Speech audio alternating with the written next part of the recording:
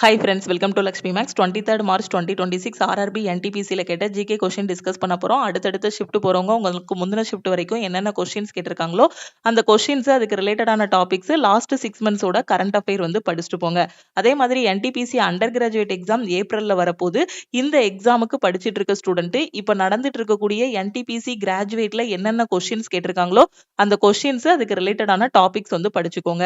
இப்போதான் நான் ரயில்வே படிச்சுட்டு இருக்கேன், எஸ்எஸ்சி படிச்சுட்டு இருக்கேன், எனக்கு எங்க இருந்து படிக்கணும், எப்படி படிக்கணும்னு தெரியல. இப்ப ரீசெண்டா வந்திருக்க குரூப் டிக்கு நான் அப்ளை பண்ண போறேன். அடுத்தடுத்து வரக்கூடிய SSC, CGL, CHSL, RRB, NTPC, technician எக்ஸாம்ஸுக்கும் எழுத போறேன். எனக்கு ஒரு பெஸ்டான ஆன்லைன் கிளாஸ் வேணுங்கிற ஸ்டூடெண்ட் லக்ஷ்மி மேக்ஸ் ஆப்ல இருக்க ஆல் இன் ஒன் கோர்ஸ்ல ஜாயின் பண்ணிக்கோங்க. இந்த கோர்ஸோட ஃபீஸ் வந்து 1999 லைஃப் டைம் வேலிடிட்டி. இதுல ஜாயின் பண்றதுக்கு இந்த நம்பரை லக்ஷ்மி மேக்ஸ்ன்னு சேவ் பண்ணிட்டு இந்த நம்பருக்கு ஐ வாண்ட் ஆல் இன் ஒன்னு மெசேஜ் பண்ணுங்க. குரூப் டிக்கான ஃபைனல் செலெக்ஷன் பேட்ச்ல பாத்தீங்கன்னா 90 டேஸ்ல குரூப் டி எக்ஸாமுக்கு ரெடி ஆகிற மாதிரி ஸ்டடி பிளான் வந்து ப்ரொவைட் பண்ணியிருக்கோம். Weekly test, weekly plan, Tamil and இங்கிலீஷ்ல கிளாஸஸ் எல்லாமே இதுலயே கவர் ஆகிரும். ஓகேவா? அதே மாதிரி என்டிபிசி குரூப் டிக்கு டெஸ்ட் எடுக்கணுங்கிற ஸ்டூடெண்ட் டெஸ்ட் பேட்ச்லையும் ஜாயின் பண்ணிக்கலாம். டெஸ்ட் பேட்சோட ஃபீஸ் வந்து 499. ஆர்ஆர்பி என்டிபிசி அண்டர் கிராஜுவேட்டுக்கு மேக்ஸ் அண்ட் ரீசனிங் லாஸ்ட் மினிட்ல ரிவிஷன் பண்றதுக்கு ரிவிஷன் பேட்சும் ஸ்டார்ட் பண்ணியிருக்கோம். இதோட ஃபீஸ் வந்து 399. கரண்ட் அஃபேருக்கான பிடிஎஃப் பிளஸ் டெஸ்ட் கோர்ஸ்ல ஜாயின் பண்ற ஸ்டூடெண்ட் இந்த நம்பருக்கு ஐ வாண்ட் சிஏன்னு மெசேஜ் பண்ணுங்க. ஓகே, என்ன டவுட் இருந்தாலும் இந்த நம்பருக்கே நீங்க வாட்ஸ்அப் பண்ணி கேட்டுக்கலாம். கிளாஸ் ஜாயின் பண்றதுக்கும் இந்த நம்பருக்கு வாட்ஸ்அப்ல மெசேஜ் பண்ணுங்க. ஃபர்ஸ்ட் கொஸ்டின் பாருங்க. which 4 major metropolitan cities of India are connected by the Golden Quadrilateral Super Highway Project? தங்க நாற்கர அதிவேக நெடுஞ்சாலை திட்டத்தின் மூலம் இந்தியாவின் எந்த 4 முக்கிய மாநகரங்கள் இணைக்கப்பட்டுள்ளன அப்படின்னு கேட்டிருக்காங்க. சோ எதுலாம் அப்படின்னு பாத்தீங்கன்னா, வடக்கு வந்து டெல்லி, மேற்கு பாத்தீங்க அப்படின்னா மும்பை, தெற்கு வந்து பாத்தீங்கன்னா சென்னை, கிழக்கு பக்கம் பாத்தீங்கன்னா கொல்கத்தா. ஓகே, சோ இந்த 4 மாநகரங்கள் தான் எனது தங்க நாற்கர சாலை திட்டத்தின் மூலமாக இணைக்கப்பட்டுள்ளன. ஓகே, அடுத்து which of the following sites is not related to the Banas culture? பின் வருவனற்றுள் எது பனாஸ் கலாச்சாரத்துடன் தொடர்பில்லாத தலம்னு கேட்டிருக்காங்க. அகர், கிலுன், பாலத்தால் இது எல்லாமே பாத்தீங்கன்னா பனாஸ் கலாச்சாரத்தோடு தொடர்புடையது. இந்த புர்சாகோம் பாத்தீங்க அப்படின்னா இது வந்து பனாஸ் கலாச்சாரத்தோடு தொடர்புடையது கிடையாது. ஓகேவா? இது வந்து ஜம்மு காஷ்மீர்ல இருக்கக்கூடிய நியோலித்திக் தலம். ஓகே, புதிய கற்கால தலம், நியோலித்திக் சைட். ஓகே, சோ மத்தது எல்லாமே பாத்தீங்கன்னா பனாஸ் கலாச்சாரத்தோடு தொடர்புடையது. ஓகே, சோ இந்த ஜம்மு காஷ்மீர்ல இருக்கக்கூடிய நியோலித்திக் தலம் தான் எது அப்படின்னு பாத்தீங்கன்னா இந்த புர்சாகும். ஓகே, சோ இது வந்து அதோட குழி வீடுகளுக்கு வந்து பிரபலமானது. which 3 dynasties were involved in the famous tripartite struggle to gain over Kannauj? Okay, புகழ்பெற்ற மும்முனை போட்டியில் ட்ரைபாட்ரிட் ஸ்ட்ரகிள்ல கன்னௌஜை கைப்பற்ற போராடிய 3 வம்சங்கள் எவைன்னு கேட்டிருக்காங்க. சோ எந்தெந்த வம்சங்கள்லாம் போராடினாங்க? கூர்ஜா பிரதிகாரா, பாலாசு, ராஷ்டிரகுடாஸ். ஓகே, சோ இவங்க தான் கன்னௌஜை கைப்பற்றுறதுக்காக போராடிய அந்த 3 வம்சங்கள். ஓகே, மத்திய மற்றும் வட இந்தியாவை சேர்ந்த பிரதிகாரர்கள். ஓகே, கூர்ஜா பிரதிகாராசு, கிழக்கு இந்தியாவை சேர்ந்த பாலர்கள், தென்னிந்தியாவை சேர்ந்த ராஷ்டிரகுடர்கள். which new weapon became the immediate cause of the 1857 uprising led by Mangal Pandey? Mangal Pandey தலைமையிலான 1857 ஆண்டு கிளர்ச்சிக்கு உடனடி காரணமாக அமைந்த புதிய ஆயுதம் எது அப்படின்னு கேட்டிருக்காங்க. என்ஃபீல்டு துப்பாக்கி. ஓகே, சோ இந்த துப்பாக்கியில இருக்கக்கூடிய தோட்டா வந்து எதை வச்சு பண்ணியிருந்தாங்க? விலங்குகளோட கொழுப்பு, பன்னி, பசுவோட கொழுப்புல இருந்து அந்த தோட்டாக்கள் வந்து தயாரிச்சிருந்தாங்க. அதை கடிச்சிட்டு தான் அந்த தோட்டா வந்து மாட்டுற மாதிரி இருக்கும். சோ அதனால பாத்தீங்கன்னா அந்த கிளர்ச்சி வந்து வர ஆரம்பிச்சது. ஓகேவா? சோ அப்போ அந்த என்ஃபீல்டு ரைபிள் இதனாலதான் என்னாச்சு, அந்த 1857 புரட்சி வந்து ஸ்டார்ட் ஆயிடுச்சு. ஓகே, 1857 ஆண்டு பெரும் புரட்சி ஏற்படுவதற்கு உடனடி காரணமாக அமைந்தது எது அப்படின்னு பாத்தீங்கன்னா ஆங்கிலேயர்களால் அறிமுகப்படுத்தப்பட்ட என்ஃபீல்டு P53 ரக துப்பாக்கிகள். ஓகேவா? அதோட தோட்டாக்கள் எல்லாமே பாத்தீங்கன்னா பன்றி, விலங்கு கொழுப்புகளை வச்சு அதை வந்து என்ன பண்ணிருந்தாங்க, தயாரிச்சிருந்தாங்க. Who founded the Servants of India Society? இந்திய பணியாளர் சங்கத்தை தோற்றுவித்தவர் யார்? யாரு அப்படின்னா கோபாலகிருஷ்ண கோகலே. ஓகே, சோ இவர் வந்து பாத்தீங்கன்னா மிதவாதிகளோட தலைவரா இருந்தாரு. அதே மாதிரி தீவிரவாதிகளோட தலைவரா இருந்தவர் யாரு அப்படின்னு பாத்தீங்கன்னா பால கங்காதர திலகர். ஓகே, சோ இது எப்ப தோற்றுவிக்கப்பட்டது அப்படின்னு பாத்தீங்கன்னா சர்வன்ஸ் ஆஃப் சொசைட்டி வந்து 1905 ஜூன் 12 வந்து தோற்றுவிக்கப்பட்டது. ஓகே, சோ கோபாலகிருஷ்ண கோகலே யாரு? இவர் வந்து இந்திய தேசிய காங்கிரஸோட மிதவாத தலைவர். ஓகே, மகாத்மா காந்தியின் அரசியல் குருவாகவும் கருதப்படுகிறார். Okay, servants of India society 1905 Gopalakrishna Gokhale வந்து தோற்றுவித்தார். எங்க அப்படின்னு பாத்தீங்கன்னா Pune, மகாராஷ்டிராவுல. What is the point called where two transport routes meet? இரண்டு போக்குவரத்து வழிகள் சந்திக்கக்கூடிய அந்த புள்ளியை வந்து நம்ம என்ன சொல்லுவோம்னா முனையம் அப்படி இல்லைன்னா நோடு அப்படின்னு சொல்லுவோம். Okay, which wind system blows throughout the year from high pressure areas to low pressure areas? அதிக அழுத்த பகுதியிலிருந்து குறைந்த அழுத்த பகுதிக்கு ஆண்டு முழுவதும் ஒரு குறிப்பிட்ட திசையை நோக்கி வீசும் காற்றை நம்ம என்ன சொல்லுவோம் அப்படின்னு பாத்தீங்கன்னா நிலையான காற்று அப்படின்னு சொல்லுவோம். ஓகே, பெர்மனன்ட் winds அப்படின்னு சொல்லுவோம். ஓகே, இல்லைன்னா கோள் காற்றுகள் பிளானிட்டரி windsன்னு சொல்லுவோம். Which city is famous known as the Silicon Valley of India? Silicon Valley of India நாம எதை சொல்லுவோம்? பெங்களூர். இதே மாதிரி பிங்க் சிட்டி ஆஃப் இந்தியா நாம எதை சொல்லுவோம் அப்படின்னு பாத்தீங்கன்னா ஜெய்ப்பூரை வந்து சொல்லுவோம். ஓகே, இந்தியாவின் சிலிகான் பள்ளத்தாக்கு என அழைக்கப்படுவது எது அப்படின்னு பாத்தீங்கன்னா பெங்களூர். ஓகே, பெரிய பெரிய ஐடி கம்பெனிஸ் எல்லாமே எங்க இருக்கு? பெங்களூர்ல தான் இருக்கு. In which state of India is the Taj Mahal located? Okay, Taj Mahal இந்தியாவில் எந்த மாநிலத்தில் அமைந்துள்ளது? இது எல்லாருக்குமே தெரியும், உத்தரப்பிரதேசத்துல இருக்கு. ஓகே, அடுத்த question. In which district of Himachal Pradesh is Kalang village located? Himachal பிரதேசத்தின் எந்த மாவட்டத்தில் கலாங் கிராமம் அமைந்துள்ளது? சோ எங்க இருக்கு அப்படின்னு பாத்தீங்கன்னா Mandi. Okay, which country won the title of 2025 ITTF Mixed Team World Cup? ITTF கலப்பு அணி உலக கோப்பை பட்டத்தை வென்ற நாடு எது? சோ எந்த நாடு வின் பண்ணிருக்காங்க அப்படின்னா சைனா வந்து வின் பண்ணிருக்காங்க. அடுத்த question. which of the following disease is caused by the deficiency of vitamin B1? இது ஏற்கனவே நம்ம live class all in one கோர்ஸ்ல டிஸ்கஸ் பண்ண கொஸ்டின்ஸ் தான்.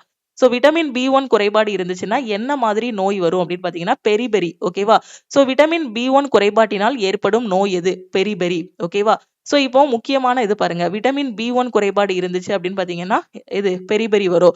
அதே விட்டமின் A குறைபாடு இருந்துச்சு அப்படின்னா நைட் பிளைண்ட்னஸ், மாலைக்கண் நோய் வந்து ஏற்படும். விட்டமின் C குறைபாடு இருக்கு அப்படின்னா ஸ்கர்வி நோய் அப்படின்னு சொல்லக்கூடிய பல் ஈறுகள்ல ரத்தம் வடிதல். ஓகே, விட்டமின் D குறைபாடு இருந்துச்சு அப்படின்னா ரிக்கட்ஸ் வரும். ஓகேவா, சோ இத இங்கிலீஷ் மீடியமும் பாத்துக்கோங்க. விட்டமின் ஏனா நைட் பிளைண்ட்னஸ், B1 னா பெரிபெரி, விட்டமின் C னா ஸ்கர்வி, விட்டமின் D னா ரிக்கட்ஸ், விட்டமின் K அப்படின்னு பாத்தீங்கன்னா ஹெமோர்கேஜ். சோ அதிகப்படியான அளவு இரத்தப்போக்கு. இப்போ ஒரு இடத்துல நமக்கு காயம் படுது அப்படின்னா உடனே வந்து என்ன ஆகாது? பிளட் கிளாட், அதாவது ரத்தம் உறைதல் வந்து ஏற்படாது. அப்படிதான் இப்ப நமக்கு ஒரு இடத்துல கட் பண்ணிட்டோம் அப்படின்னா உடனே என்ன ஆகும்? ஒரு 2 செகண்ட் இல்லைன்னா ஒரு 10 செகண்டுக்குள்ள ரத்தம் என்ன ஆகும்? உறைய ஆரம்பிச்சிடும். ஓகேவா, ஆனா இந்த மாதிரி விட்டமின் கே குறைபாடு இருக்கிறவங்களுக்கு பாத்தீங்கன்னா அந்த மாதிரி ரத்தம் உறைதல் வந்து இருக்காது. அப்படியே அந்த ரத்தப்போக்கு இருக்கும். ஓகேவா, ஒரு இடத்துல கட் பண்ணிட்டோம் அப்படின்னா டக்குன்னு ரத்தம் உறையாம இருக்கும் விட்டமின் கே குறைபாடு இருந்துச்சுன்னா.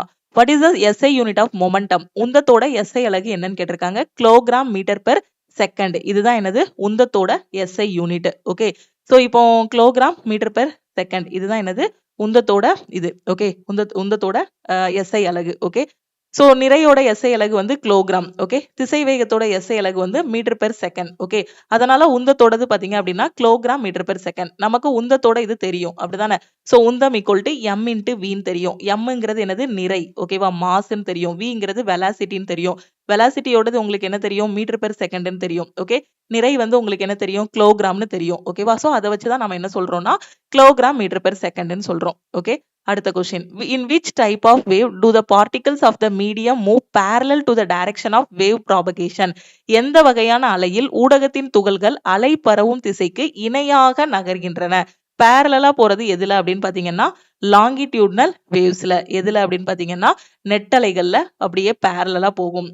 ஓகேவா, சோ ஊடகத்தின் துகள்கள் வந்து அலை செல்லும் திசையில் முன்னும் பின்னுமாக அதிரும். இதற்கு சிறந்த உதாரணம் பாத்தீங்கன்னா ஒளி அலைகள். சவுண்ட் வேவ்ஸ் வந்து பாத்தீங்கன்னா நம்ம லாங்கிடியூட்னல் வேவ்ஸ்ன்னு சொல்லலாம்.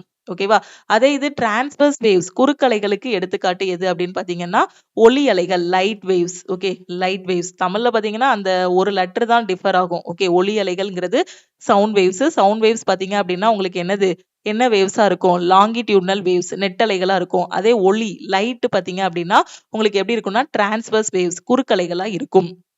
In Windows, which keyboard shortcut is used to directly open the task manager? Task manager open பண்றதுக்கு பாத்தீங்கன்னா கண்ட்ரோல் ஷிஃப்ட் எஸ்கேப் வந்து நீங்க பிரஸ் பண்ணீங்கன்னா டாஸ்க் மேனேஜர் வந்து ஓபன் ஆகும்.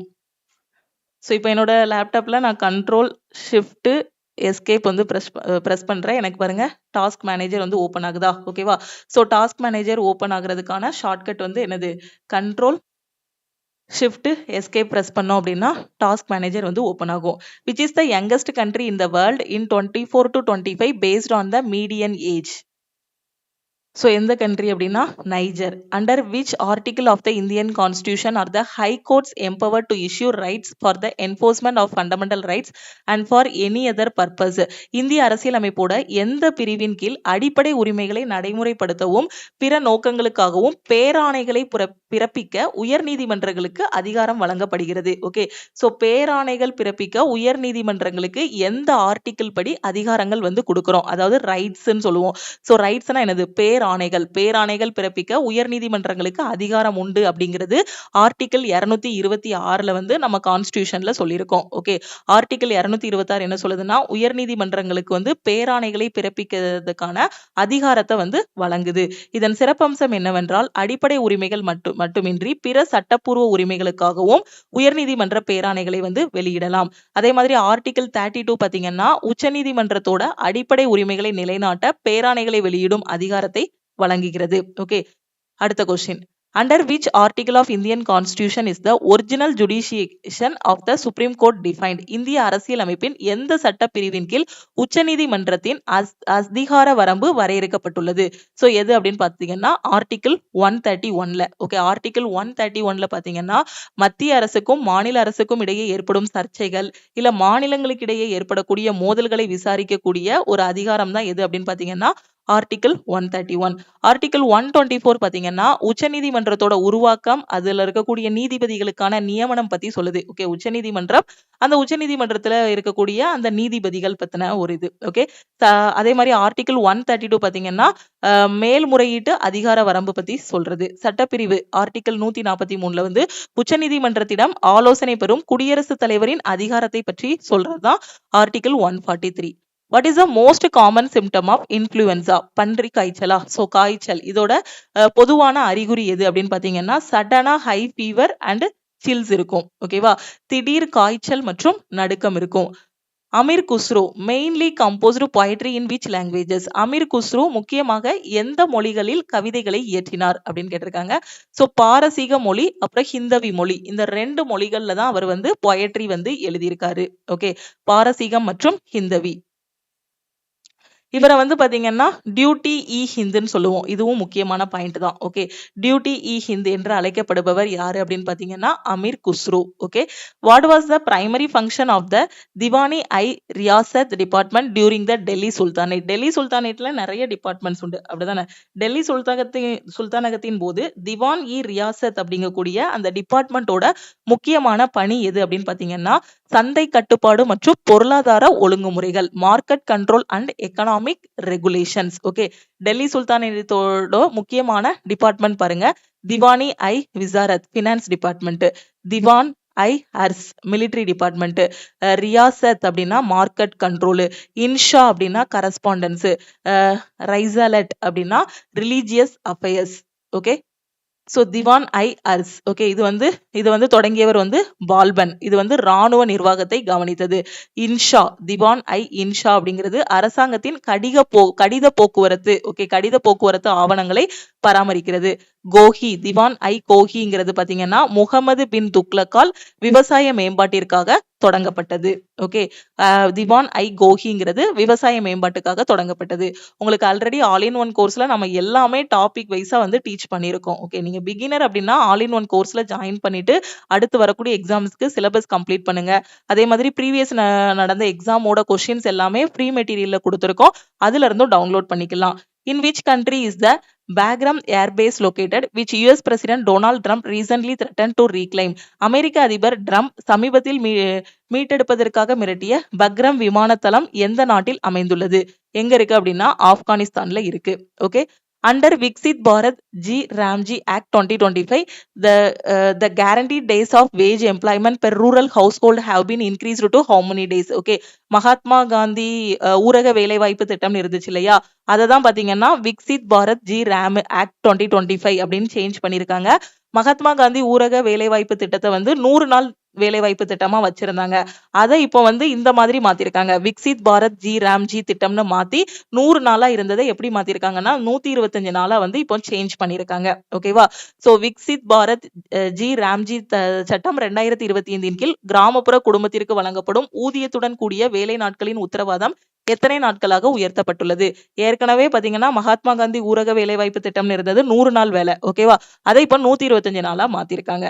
கிராமப்புற வேலைவாய்ப்பு கொள்கையில் இது வந்து ஒரு முக்கியமான மாற்றத்தை குறிக்கிறது. இந்த சட்டம் பாத்தீங்கன்னா MGNREGA Mahatma Gandhi national rural employment guarantee act 2005 படி வந்துச்சு. மகாத்மா காந்தி ஊரக வேலைவாய்ப்பு திட்டம் 100 நாள் வேலைவாய்ப்பு. ஓகேவா? சோ இது வேலை நாள் வந்து 100 நாளா இருந்துச்சு. இப்போ வந்து பாத்தீங்கன்னா இப்போ வந்து 125 நாளா இதை வந்து மாத்திருக்காங்க. கிராமப்புற மக்களோட வருமான பாதுகாப்பை உறுதி செய்வதோடு விக்சித் பாரத் 2047 இலக்கை நோக்கி நீடித்த மற்றும் நிலையான கிராமப்புற கட்டமைப்புகளை உருவாக்குவதுதான் இதோட முக்கியமான நோக்கம். What is the medium term retail inflation target set until March 2026? March 2026 வரை நிர்ணயிக்கப்பட்டுள்ள நடுத்தர கால பணவீக்க இலக்கு எவ்வளவு அப்படின்னு கேட்டிருக்காங்க. Okay, so 4%. Okay, which of the following parts was added to the Constitution of India by 74th Amendment Act 1992? 1992 ஆண்டின் 74வது அரசியலமைப்பு திருத்த சட்டத்தின் மூலம் இந்திய அரசியல் அமைப்புல பின்வரும் எந்த பகுதி சேர்க்கப்பட்டது? பார்ட் 9A வந்து சேர்க்கப்பட்டது. 73வது அரசியலமைப்பு திருத்த சட்டத்தின் மூலமாக சோ பார்ட் 9 வந்து சேர்த்திருக்காங்க. ஓகே, 11வது அட்டவணையை சேர்த்தது. அதே இது 74வது அரசியலமைப்பு சட்ட திருத்தத்தின் மூலமாக பகுதி 9A 9A வந்து சேர்த்திருக்காங்க. ஓகேவா? சோ இது வந்து 12வது அட்டவணையை சேர்த்தது. ரெண்டுமே பாத்துக்கோங்க. 73வது திருத்தம் என்ன, 74வது திருத்தம் என்னங்கிறதையும் பாத்துக்கோங்க. According to the 101st Constitutional Amendment Act, who has the power to make laws or rules regarding goods and service tax GST? Okay, 101வது அரசியலமைப்பு திருத்த சட்டத்தின்படி சரக்கு மற்றும் சேவை வரி GST தொடர்பான சட்டங்கள் அல்லது விகிதங்களை உருவாக்கும் அதிகாரம் யாருக்கு இருக்கு அப்படின்னா both parliament and state legislatures. Okay, நாடாளுமன்றம் மற்றும் மாநில சட்டமன்றம் ரெண்டு பேருக்குமே அந்த அதிகாரம் வந்து இருக்கு. ஓகே, சோ இதுதான் பாத்தீங்க அப்படின்னா 23 மார்ச் 2026 நடந்த RRB NTPC கிராஜுவேட்ல கேட்ட GK கொஸ்டின். அடுத்தடுத்த ஷிப்ட்ல உள்ள கொஸ்டின்ஸ் எல்லாத்தையும் அடுத்தடுத்த வீடியோல நாம டிஸ்கஸ் பண்ணலாம். இந்த கொஸ்டின்ஸோட PDF எல்லாமே நம்ம லக்ஷ்மி மேக்ஸோட ப்ரீ மெட்டீரியல்ல உங்களுக்கு நான் ப்ரொவைட் பண்ணியிருக்கேன். அதுல இருந்து நீங்க டவுன்லோட் பண்ணிக்கலாம். அடுத்து வரக்கூடிய எக்ஸாம்ஸ் எல்லாத்துக்கும் அப்ளை பண்ணிட்டேன், என் கையில எந்த மெட்டீரியலுமே இல்ல, எனக்கு எங்க இருந்து படிக்கணும் எப்படி படிக்கணும்னு தெரியலங்கிற ஸ்டூடெண்ட் நம்ம லக்ஷ்மி மேக்ஸ் ஆப்ல இருக்க ஆல் இன் ஒன் கோர்ஸ்ல ஜாயின் பண்ணிக்கோங்க. இந்த கோர்ஸோட ஃபீஸ் கிளாஸோட ஸ்டார்டிங்லேயே சொல்லிட்டேன், 1999 ஒரு டைம் தான் பே பண்ண போறீங்க. லைஃப் டைம் வேலிடிட்டி இருக்கும். 50க்கும் மேற்பட்ட சென்ட்ரல் கவர்மெண்ட் எக்ஸாமுக்கான கிளாஸஸ் எல்லாமே ப்ரொவைட் பண்ணியிருப்போம். Maths, reasoning, science, general awareness, English, weekly plan, weekly test, study materials வந்து PDF ஃபார்மேட்ல ப்ரொவைட் பண்ணிடுவோம். A to Z எல்லாமே இதுல கவர் பண்ணிடுவோம். நான் ஒரு சென்ட்ரல் கவர்மெண்ட் எக்ஸாமை ஃபர்ஸ்ட் அட்டெம்ப்ட்ல கிளியர் பண்ணணும், எனக்கு கிடைக்கிற டைம்ல தான் என்னால படிக்க முடியுங்கிற student all in one course வந்து நீங்க சூஸ் பண்ணி படிக்கலாம். உங்களுக்கு லைஃப் டைம் வேலிடிட்டி கொடுத்துருவோம். உங்க ஃப்ரெண்ட்ஸும் எக்ஸாமுக்கு எங்க படிக்கணும் எப்படி படிக்கணும்னு தெரியாம இருக்காங்கன்னா நம்ம ஆப்ல இருக்க ஆல் இன் ஒன் கோர்ஸ் பத்தின இன்ஃபர்மேஷன் அவங்களுக்கும் ஷேர் பண்ணுங்க. எந்த டைம்னாலும் நீங்க கிளாஸஸ் பாக்குற மாதிரி கொடுத்துருப்போம். ரெக்கார்டட் கிளாஸஸா ப்ரொவைட் பண்ணிருப்போம். தமிழ் அண்ட் இங்கிலீஷ்ல கிளாஸஸ் இருக்கும். ஓகே, அதே மாதிரி நான் டெஸ்ட் எடுக்கணும், குரூப் டிக்கும் லாஸ்ட் மினிட்ல டெஸ்ட் எடுக்கணும், NTPC அண்டர் கிராஜுவேட்டுக்கும் டெஸ்ட் பிராக்டிஸ் பண்ணணுங்கிற ஸ்டூடெண்ட் டெஸ்ட் பேட்ச்லயும் ஜாயின் பண்ணிக்கோங்க. டெஸ்ட் பேட்சோட ஃபீஸ் வந்து உங்களுக்கு 499 லைஃப் டைம் வேலிடிட்டி. இப்ப லாஸ்ட் மினிட்ல RRB NTPC அண்டர் கிராஜுவேட்டுக்கு மேக்ஸ் அண்ட் ரீசனிங் நான் ரிவிஷன் பண்ணணுங்கிற ஸ்டூடெண்ட் ரிவிஷன் பேட்ச்ல ஜாயின் பண்ணிக்கோங்க. இந்த பேட்சோட ஃபீஸ் வந்து 399. ஓகே, வேற எதுவும் உங்களுக்கு எக்ஸாம் பத்தி டவுட் இருந்தாலும் இந்த நம்பருக்கே வாட்ஸ்அப்ல மெசேஜ் பண்ணுங்க. கரண்ட் அஃபேர் NTPCக்கு லாஸ்ட் 6 monthsோட கரண்ட் அஃபேர் வேணும் அண்டர் கிராஜுவேட்டுக்கு அப்படிங்கிற ஸ்டூடெண்ட் 299 பே பண்ணி ஜாயின் பண்ணிக்கலாம். லைஃப் டைம் வேலிடிட்டியோட கரண்ட் அஃபேர் வேணுங்கிற ஸ்டூடெண்ட் 799 பே பண்ணி ஜாயின் பண்ணிக்கோங்க. எல்லாமே நம்ம ஆப்ல கொடுத்தாச்சு, டெஸ்ட் கொடுத்தாச்சு, கிளாஸ் கொடுத்தாச்சு, கரண்ட் அஃபேர் கொடுத்தாச்சு. நீங்க படிக்கணும், ஜாயின் பண்ணிட்டு படிக்க ஆரம்பிச்சீங்க அப்படின்னா ஃபர்ஸ்ட் அட்டெம்ப்ட்ல எக்ஸாம் கிளியர் பண்ணிடலாம். ஸோ ஜாயின் பண்றதுக்கு இந்த நம்பருக்கு வாட்ஸ்அப்ல மெசேஜ் பண்ணுங்க. வேற எதுவும் டவுட் இருந்தாலும் இந்த நம்பருக்கு மெசேஜ் பண்ணுங்க. நீங்க மெசேஜ் பண்ணதும் உங்களுக்கு ஜிபே நம்பர் இல்ல அக்கௌண்ட் நம்பர் கொடுப்பாங்க. ஆல் இன் ஒன் அப்படின்னா 1999 பே பண்ணிட்டு பேமெண்டோட ஸ்கிரீன்ஷாட் சென்ட் பண்ணுங்க. டெஸ்ட் பேட்ச் அப்படின்னா 499 பே பண்ணுங்க. Current affair lifetime validity அப்படின்னா 799. அதே மாதிரி நம்ம லக்ஷ்மி மேக்ஸோட டெலிகிராம் சேனல் டெலிகிராம் குரூப்லையும் ஜாயின் பண்ணிக்கோங்க. இன்ஸ்டாகிராம்லயும் லக்ஷ்மி மேக்ஸை ஃபாலோ பண்ணிக்கோங்க. திருப்பியும் நெக்ஸ்ட் கிளாஸ்ல மீட் பண்ணலாம். ஸோ படிங்க, படிச்சாதான் போஸ்டிங் வாங்க முடியும். கன்சிஸ்டன்சியோட உட்காந்து படிங்க. கன்சிஸ்டன்சி, ஹார்ட் ஒர்க் ரெண்டுமே கண்டிப்பா சக்சஸை கொடுக்கும். பாசிட்டிவா இருங்க, எல்லாராலையும் முடியும். தேங்க்யூ.